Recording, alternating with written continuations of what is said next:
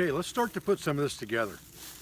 Once we have sighted a visual bearing and plugged it into our compass, what we don't want to have to do is walk and continuously look at our compass to make sure the needle's in the doghouse. Because we can't see where we're going if we're watching our compass, and we're not watching the ground in front of us if we're watching our compass. So the way we accomplish that straight line walking over distance is by leapfrogging. I can walk to any object that I'm not going to lose sight of without the compass because I have binocular vision. So I'm not going to veer left or right of that object, I'm going to walk straight to it.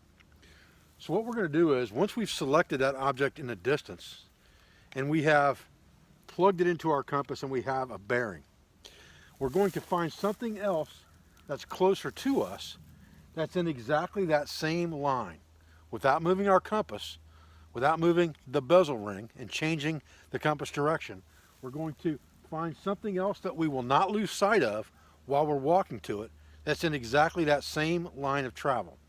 And we're going to travel to that object. And then we're going to back up to the object, get our compass up again, and find another object in that exact same travel bearing that we're not going to lose sight of. And we're going to repeat that process over and over distance until we get to our desired target. And that's called leapfrogging.